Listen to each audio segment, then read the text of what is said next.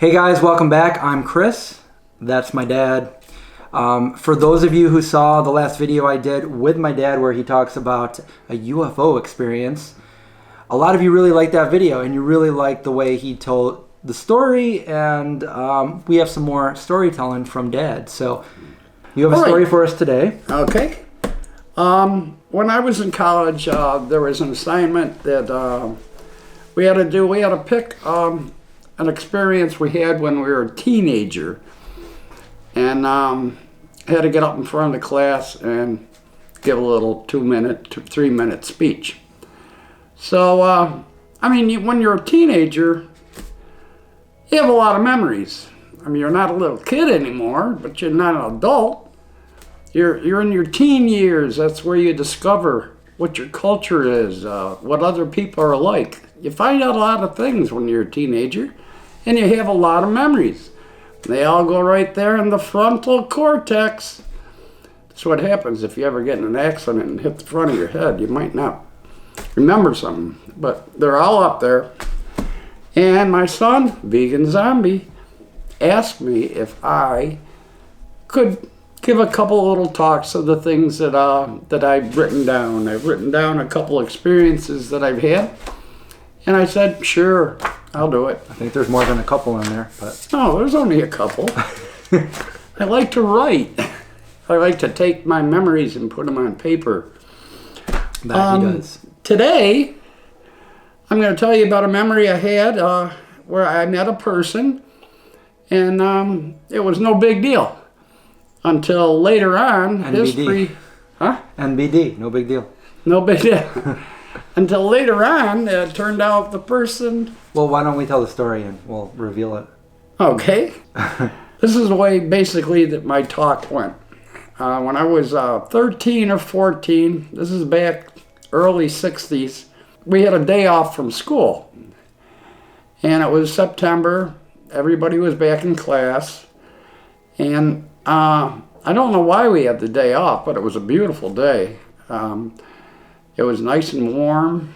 And I called my friend Leo. I have a friend that, one of my best friends was Leo.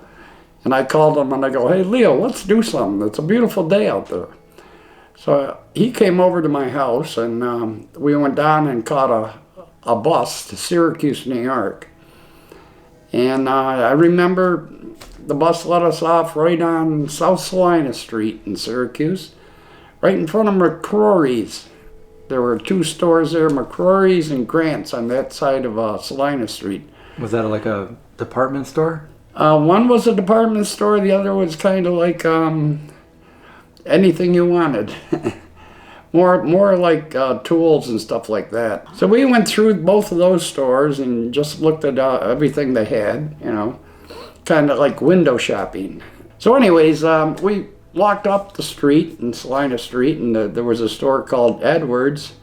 This was a really nice store. And at Christmas time, they had all kinds of Christmas decorations, and they had a tram that would go around the store, and you could get in it and go around the store and look down at all the stuff. It was really exciting. You know, they don't have that these days. They don't have it now, no. But when I was 13, you know, everybody had to go down to Edwards and get on the tram. So we got done looking at all kinds of stuff in Edwards, and we went back outside, and I noticed a crowd of people had gathered around Clinton Square in Syracuse. It's like every village throughout history had a square where all the people could meet. Well, in Syracuse, it was called Clinton Square, and any big event or anything would happen there, so all the people could fit around and, you know, see what's going on. So I looked at Leo and I go, Leo, let's check it out. So we started walking up to Clinton Square, and there was a big crowd of people, well, 300-400 people, I'd say. But as a 13-year-old teenager, we kind of made our way through the crowd to get to the front of the crowd to see what was going on. And there was this real handsome-looking man up on a platform, and he was just getting done talking, and people were clapping, and he started getting down off of the stage there. And there was a gentleman standing next to me, and I go, who the heck is he?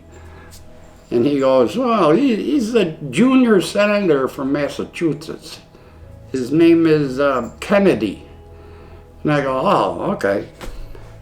And they said he's running for president. And I go, well, I'm not into politics, and Leo's not into politics. We're only 13, 14 years old. So I turned around and started walking back through the crowd, and I looked over my shoulder to see if Leo was with me. And Leo was right up in the front of the crowd, and he was reaching up. This Kennedy guy was shaking hands with everybody, and Leo shook his hands. So, I said, I can't let Leo do something I didn't do. Huh? No, you can't. No, Leo. So I turned around and I ran up there. Well, I scooched up there the best I could. As the car was very slowly moving out, I reached up. So he was in a car now? Huh? He was in a car. He was in the back seat, sitting on the top of the car. It was a convertible. Yep. See, the car was starting to move out very slowly, and I reached up and I got his baby finger right in my hand. And then the car kept moving, the finger went out of my hand, and he moved into history. The John F. Kennedy that was our President of the United States. And when I tell the story, I like to say I shook hands with John F. Kennedy, because it's better than JFK gave me the finger. Well, guys, I hope you like that story. It's true. You got to meet JFK. Part of them. Yeah. So if you guys like these stories with Dad, then maybe we could do some more. Let me know in the comments below. Give it a thumbs up. Don't forget to subscribe, and I'll see you next time. Thanks, Dad. You're welcome, vegan zombie. Now for my next story.